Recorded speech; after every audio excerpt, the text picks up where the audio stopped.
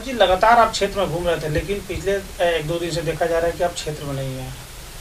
हमारी तबीयत ख़राब हो गई है, जिसके वजह से हमने 1 हफ्ते का रेस्ट ले लिया है।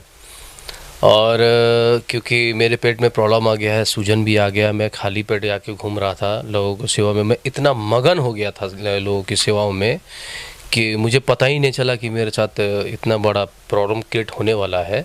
मुझे महसूस हो रहा था, लेकिन मैं उसको लाइट ले रहा था। लेकिन मैं डॉक्टर के पास गया तो उन्होंने सलाह दिया कि आप बेड रेस्ट 1 हफ्ता के लिए बेड रेस्ट ले लीजिए। और इसी वजह से मैं 2-4 दिन के लिए नहीं जा रहा हूँ, लेकिन हमारी टीम जो है वो काम कर रही है। कैफ जी, जिस दमखम के साथ आप उतरे थे क्षेत्र में, उसके बाद अब एक अफवाह उड़ाई जा रही है कि आपको मनोज सिंह के सह पे भेजा गया है क्षेत्र में। देखिए, मैं तो मनोज सिंह से कभी नहीं मिला हूँ, नहीं मेरा कभी बातचीत हुई है, मैं कभी उनसे बात भी नहीं किया हूँ। लेकिन मैं एक सवाल ज़रूर, ये बहुत ज़रूरी था ये सवाल जो आपने पूछा था, ख़ासतर हमारे लिए नहीं, हमारे समुदाय के लोगों के लिए। क्योंकि जब कोई मुस्लिम खड़ा होता है तब लोग ऐसे बात क्यों करते हैं, मुझे ये बात नहीं समझ में। क्या मुस्लिम इतने कमज़ोर हो गए हैं कि वो उठने के लायक भी नहीं हैं? ये तो बहुत सोचने वाली बात है। 10-20 लोग उठ रहे हैं, उन्हें क्यों नहीं कहा जा रहा है कि आपको किसी ने उठाया है या फिर आप टिकट ये वोट काटने के लिए उठे हैं?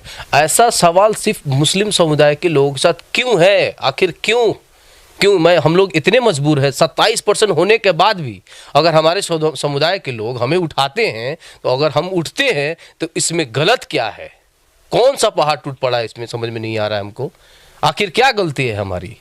यही गलती कि हम लोग मुसलमान हैं, हमारा नाम मोहम्मद कैफ है, मेरा नाम राम नहीं है।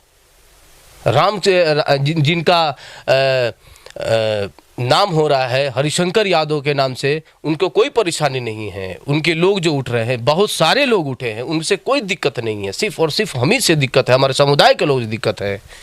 सब ये गलत बात है, अफवाहें फैलाई जा रही हैं। इसलिए अफवाहें फैलाई जा रही है क्योंकि इस बार जो कैंडिडेट है मोहम्मद का बहुत मजबूत है, मजबूर नहीं है। इस तरह की अफवाहें अगर उड़ाई जा रही है तो इसको आप कैसे इसका सलूशन निकालेंगे? इसका सलूशन नॉर्मली है, राष्ट्रीय जनता दल हमको टिकट दे दे। राष्ट्रीय जनता दल हमको टिकट दे देती है और मैं पार्टी का बहुत मजबूत सिपाही हूँ। खेल प्रकोष्ठ का मैं जिला अध्यक्ष हूँ। तो मैं कहाँ से बाहर से अगर आके मैं उठने की बात करता, तब तो मैं हो सकता था कि मैं कुछ छलावे में। लेकिन यहाँ तो मैं अपने घर में अपने घर के लोगों के साथ खड़ा हूँ, हर जगह खड़ा हूँ, अपने समुदाय के लोग साथ खड़ा हूँ, समुदाय की बात कर रहा हूँ।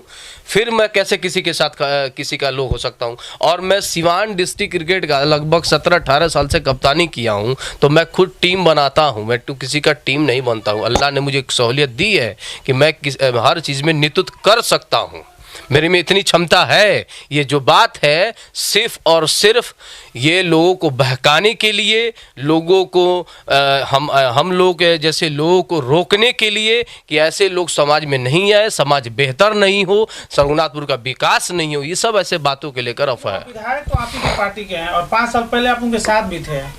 तो हम उनके साथ थे, लेकिन जब वो काम नहीं करेंगे उसके बाद भी साथ रहेंगे तो लोग के सामने क्या किस बात को लेकर हम जाएंगे? जिस गांव में विधायक जी हैं वो नहीं गए हैं, लोगों को काम नहीं हुआ है। राष्ट्रीय जनता दल का जो एक लोग जानते हैं कि ये किसानों की, मजदूरों की, गरीबों की, मजबूर लोगों की पार्टी है, और उस अवस्था में अगर कोई काम नहीं होगा तो पार्टी तो कमज़ोर होगी। और हमको लगा उस वक्त परिस्थिति और थी, परिस्थिति के नेता है हरिशंकर यादव जी। तो अभी जो परिस्थिति है, क्योंकि उस वक्त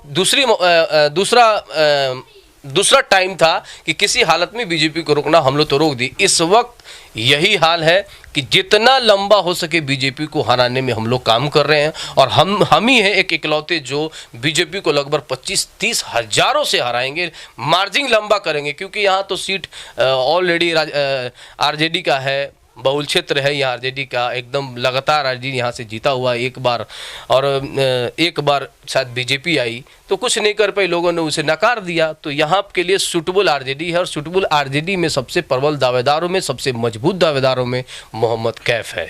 आरजेडी सूटेबल है, लेकिन कहा यह भी जा रहा है कि जो वर्तमान विधायक हरिशंकर यादव हैं वो पूर्व सांसद शहाबुद्दीन के काफ़ी करीबी हैं, तो ऐसे में उनका टिकट क्यों कटेगा?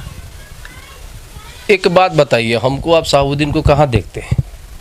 हमसे ज़्यादा करीबी हैं वो, हमसे ज़्यादा करीबी। हम इतने करीबी थे कि मीडिया ट्रायल वाले हमें शार्प शूटर बता दिए।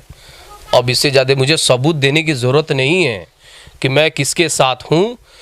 और वो जो टिकट मिला है वो परिस्थिति पे टिकट मिला, लेकिन अब मैं एक बात बता दूं कि अगर वो माननीय हमारे पूर्व सांसद शहाबुद्दीन साहब अगर सिवान रहते और उनका वो अपना विधानसभा है, अगर वो इस हालात को अगर सुनते, अगर इस हालात को उनके सामने अगर समक्ष रखा जाता तो बहुत ही वो कष्टदायक होते, क्योंकि वो हर वक्त विकास के साथ खड़े रहते हैं, खड़े हैं।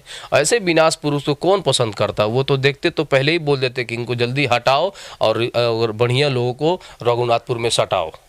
कैब जी, एक सवाल ये भी है कि जब भी चुनाव आता है कई सारे नेता आते हैं जो पूर्व सांसद शहाबुद्दीन का नाम जपने लगते हैं, तो इसको कैसे देखिए, उनका नाम जपना लाजमी है, क्योंकि उनके नाम के बगैर सिवान में राजनीतिक अधूरी है। उसका कारण ये है कि जो भी नेता आते हैं सिर्फ उनके नाम को